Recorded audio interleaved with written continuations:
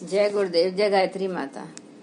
आगे गुरुदेव जी अपनी पुस्तक हमारी वसीयत और विरासत में लिखते हैं कि युग ऋषि की भूमिका अपने परोक्ष रूप में निभाते हुए उन अनुसंधानों की पृष्ठभूमि बनाने का हमारा मन था जो वैज्ञानिक अध्यात्म का प्रत्यक्ष रूप इस तर्क तथ्य प्रमाणों को आधार मानने वाले समुदाय समक्ष रख सके।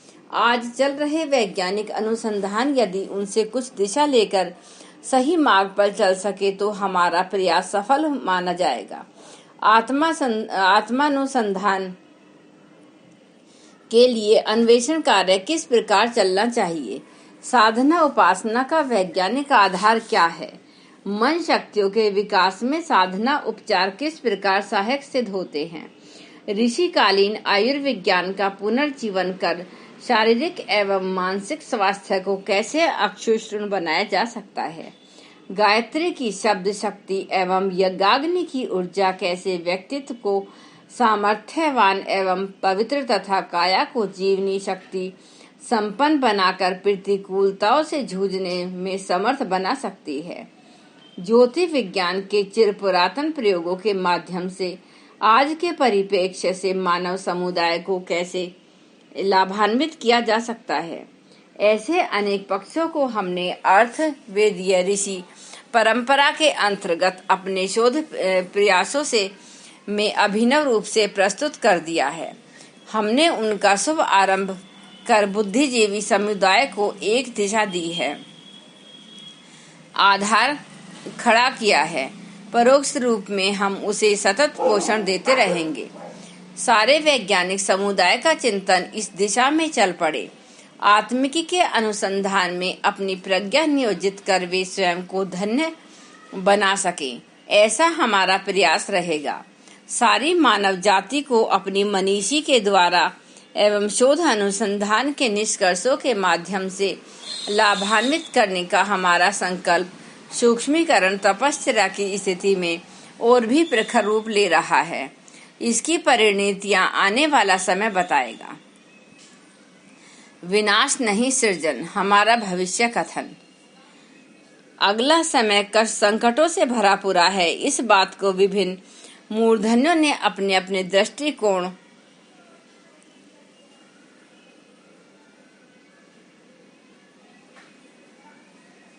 के अनुसार विभिन्न प्रकार के जोरदार शब्दों में कहा। ईसाई धर्म ग्रंथ बाइबल में जिस 7 टाइम्स में प्रलय काल जैसी विपत्ति आने का उल्लेख किया है, उसका ठीक समय यही है।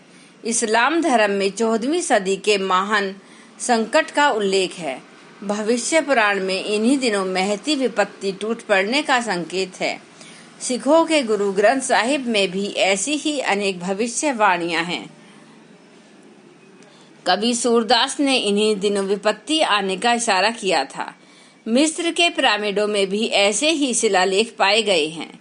अनेक भारतीय भविष्य वक्ताओं ने इन दिनों भयंकर उथल पुथल के कारण अध्यात्म आधार पर और दृश्य गणित ज्योतिषी के सहारे ऐसी ही संभावनाएं व्यक्त की हैं। पाश्चात्य देशों में जिन भविष्य वक्ताओं की धाक है और जिनकी भविष्यवाणियां 19%, 99% सही निकलती रही हैं, जिन उनमें gene Dixon, प्रोहरार, Anderson, John वावेरी, कीरो आर्थन, Clark नाइस्ट्रोडेमस, mother सिम्पटन, Anandacharya आदि ने इस समय के संबंध में जो भावनाएं व्यक्त की हैं वे भयावह है।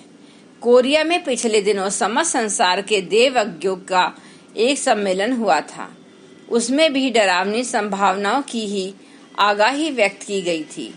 टोरंटो कनाडा में संसार भर के भविष्य विज्ञान विशेषज्ञों का एक सम्मेलन हुआ था, जिसमें वर्तमान परिस्थिति का पर्यवेक्षण करते हुए कहा था कि बुरे दिन अति समीप आ गए हैं।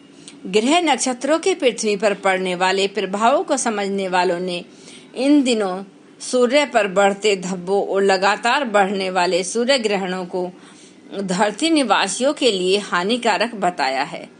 इन दिनों सन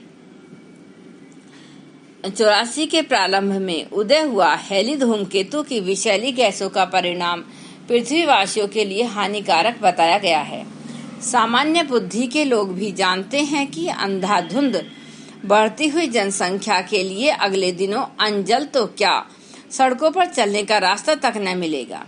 औद्योगिकरण, मशीनीकरण की भरमार से हवा और पानी भी कम पड़ रहा है और विषाक्त हो चला है। खनिज तेल और धातुएं कोयला 50 वर्ष तक के लिए ही नहीं, अणु परीक्षणों से उत्पन्न विकिरणीकरण से अगली पीढ़ी और वर्तमान जन समुदाय को कैंसर जैसे भयानक रोगों की भरमार होने का भय है। कहीं अणु युद्ध हो गया तो इससे न केवल मनुष्य वरन अन्य प्राणियों और वनस्पतियों का भी सफाया हो जाएगा। असंतुलित हुए तापमान से ध्रुव को बर्फ पिघलने पड़ने, समुद्र में तूफान आने और हिमयुग के लौट पड़ने की संभावना बताई जा रही है और अनेक प्रकार के संकटों का अनेकानेक कारण विद्यमान है। इस संदर्भ में साहित्य इकट्ठा करना हो तो उनसे ऐसी संभावनाएं सुनिश्चित दिखाई पड़ती हैं जिनके कारण इन वर्षों में भयानक उथल पुथल सन 2000 में युग परिवर्तन की घोषणा है। ऐसे समय में भी विकास से पूर्व विनाश की, ढलाई से पूर्व गोलाई की संभावना का अनुमान लगाया जा सकता है। किसी भी पहलू से विचार किया जाए, प्रत्यक्षदर्शी और भावनाशील मनीषी भविष्य वक्ता इन दिनों विश्व संकट को अधिकाधिक गहरा होता देखते हैं। पत्रकारों और राजनीतिज्ञों के क्षेत्रों में इस बार एक अत्यधिक चिंता यह संव्याप्त है कि इन दिनों जैसा संकट मनुष्य जाति के सामने है वैसा मानवीय उत्पत्ति के समय में भी कभी भी नहीं आया। शांति परिषद आदि अनेक संस्थाएं इस बात के लिए प्रयत्नशील हैं कि महाविनाश का जो संकट सिर पर छाया हुआ है वह किस प्रकार टले। छुटपुट लड़ाइयां तो विभिन्न क्षेत्रों में होती ही रहती हैं। शीत युद्ध किसी भी दिन महाविनाश के रूप में विकसित हो सकता है, यह अनुमान हर कोई लगा सकता है। भूतकाल में भी देवासुर संग्राम होते रहे हैं, पर जन जीवन के सर्वनाश की प्रत्यक्ष संभावना का सर्वसम्मत ऐसा अवसर इससे पूर्व कभी भी नहीं आया। इन संकटों को ऋषि कल्प सूक्ष्मधारी आत्माएं भली प्रकार देख और समझ रही हैं।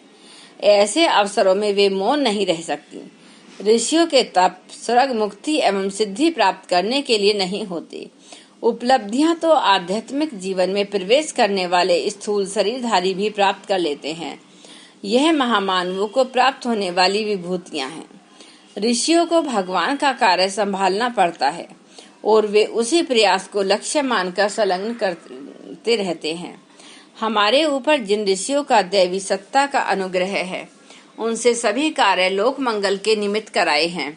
आरंभिक 24 महापुरुष चरण भी इसी निमित्त कराए हैं कि आत्मिक समर्थता इस स्तर की प्राप्त हो सके जिसके सहारे लोक मंगल के अति महत्वपूर्ण कार्यों को संपन्न करने में कठिनाई न पड़े।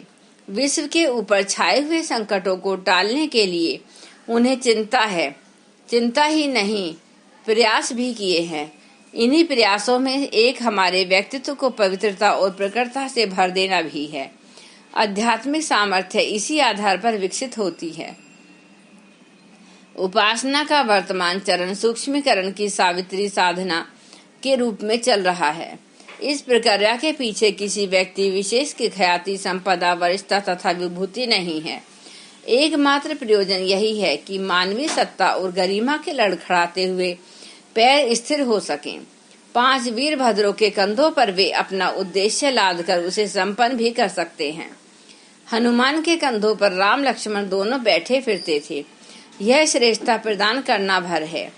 इसे माध्यम का चयन कह सकते हैं। एक गांडीव धनुष के आधार पर किस प्रकार इतना विशालकाय महाभारत लड़ा जा सकता था, इसे सामान्य बुद्धि से असंभव ही कहा जा सकता है। पर भगवान जी को की इच्छा होती है तो वह तो किसी न किसी प्रकार पूरी होकर रहती है। महाबली हिरण्याक्ष को सूकर भगवान ने चीर कर रख दिया था, उसमें भी भगवान की ही इच्छा थी।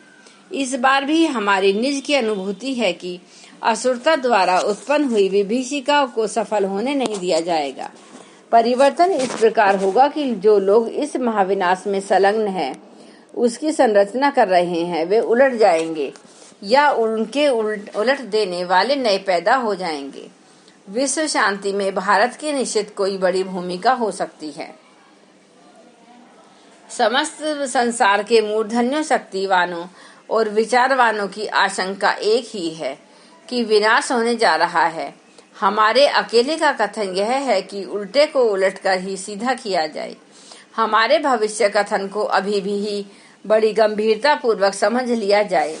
विनाश की घटनाओं को तूफानी प्रवाह अगले दिनों उड़ाकर कहीं ले जाएगा और अंधेरा चीरते हुए प्रकाश से भरा वातावरण दृष्टिगोचर होगा। यह ऋषियों के पराक्रम से ही संभावित है।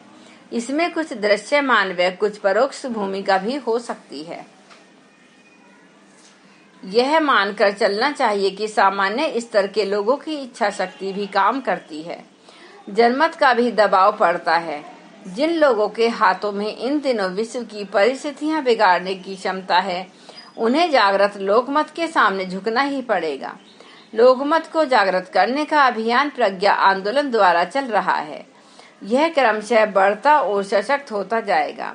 इसका दबाव हर प्रभावशाली क्षेत्र की समर्थ शक्तियों पर पड़ेगा। उनका मन बदलेगा कि अपने कौशल चातुर्य को विनाश की योजनाएं बनाने की अपेक्षा विकास के निमित्त लगाना चाहिए। प्रतिभा एक महान शक्ति है। वह जिधर भी अग्रसर होती है उधर ही चमत्कार प्रस्तुत करती है। वर्तमान समस्याएं एक दूसरे से गुथी हुई हैं। एक से दूसरी का घनिष्ठ संबंध है, चाहे वह पर्यावरण हो या युद्ध सामग्री का जमाव, बढ़ती अनिति, दुराचार हो अथवा अकाल महामारी जैसी देवी आपदाएं। एक को सुलझा लिया जाए और बाकी सब उलझी पड़ी रहे, ऐसा नहीं हो सकता। समाधान एक मुश्त खोजने पड़ेंगे।